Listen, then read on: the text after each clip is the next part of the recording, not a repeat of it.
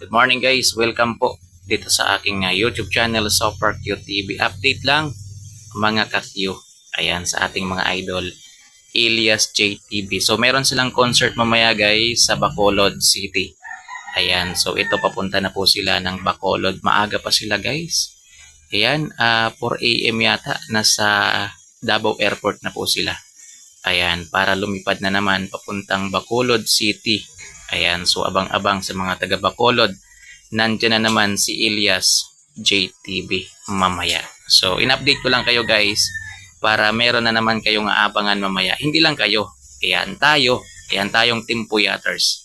Ayan, meron na naman tayong aabangan mamaya sa ating mga idol. Kasi ito, ayan, rock and roll na naman ang Bacolod City. Ayan, grabe, araw ng Lunes. And October 13, 2025, araw po ng Lunes, ay nasa Bacolod City po ang ating mga idol. Magpapasaya, magpapatili, magpapasabak. Mamaya guys, papakita ko sa inyo yung concert venue ha. Yan, mamaya papakita ko sa inyo kung saan sila tutugtog. Ayan, so sa pagkaalam ko, hindi sa dati, di ba nagbacolod sila nung last time.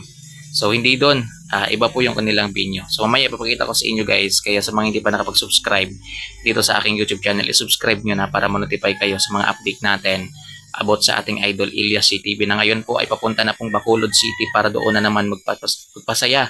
Ayan. Ayan, so kaya Team Puyaters, ayan, abang-abang na mamaya. Magla-live tayo guys, basta maganda lang po yung signal. Ayan, basta stable lang po yung internet connection sa Bacolod City. Siyempre magla-live tayo para yung mga nandito po sa YouTube channel ay meron namang mapapanood. Ayan, meron namang aabangan mga Q. Kaya mas maganda guys, magpahinga kayo ng maaga mamaya.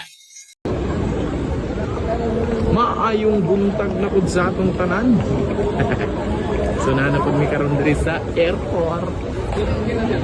Davao. Aray ko. Sayo raman day kay mi. Alas 8 pa mo kuan, alas 4 pa man. Magagalapan. Sibilia. Elias, is it you? Yes po. Is it me? Hi po. Mayong buntag sa inyo ha tanan. So, on the way paingon na rin may diha Bacolod. So, paabot-abot lang mo. Magkita-kita taon niyang gabi diha. Oh, hi!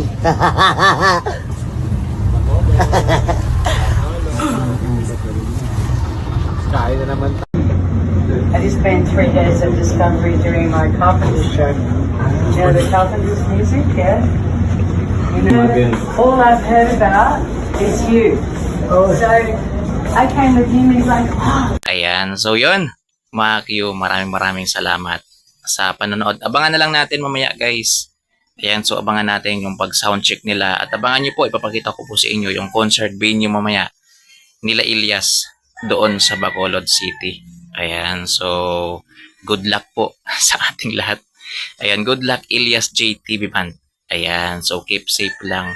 Ayan, ipag-pray natin guys na safe silang makalapag doon sa Bacolod City. Ayan, maraming salamat mga Q sa panonood. Sa mga hindi pa nakapag-subscribe, ayan, i-subscribe nyo na lang itong aking YouTube channel para ma-notify kayo mamaya sa mga update natin. Time to time. Ayan, ito po, balik concert na naman. Yan, ilang araw din nagpahinga yung ating mga idol, mga Q. Yan, yung huling concert nila, Kalibo yata eh. 'Di ba Kalibo. October 8, 19, 11, 12. So, 4 days silang nagpahinga ulit. So, maganda yung ganyan guys para kahit paano may oras din naman sila sa mga pamilya nila. Lalong-lalo na yung iba sa kanila ay may mga anak na. Si Dave, ayan o. Yan, ini-enjoy po niya yung kanyang anak ngayon. Si Boss JB, di ba? So, nag-birthday rin si Apollo noong isang araw. Mga Q. So, maraming salamat guys sa panonood. Ingat po, abang-abang lang kayo sa mga update natin. Mamaya, ayan, ito muna yung update ko sa inyo ngayong araw. Ayan, at ito po, papunta na po sila Elias ng Bacolod City para doon na naman magpasaya. Ayan, magpatili. Ayan, magpasabak mamayang gabi. Dawi paingon na rin may diha Bacolod. So, paabot-abot lang mo. Magkita-kita taon niyang gabi diha. Oh, hi!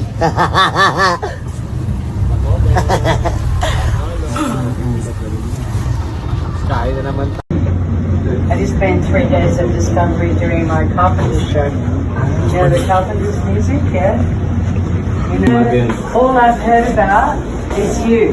So I came with him and he's like, oh,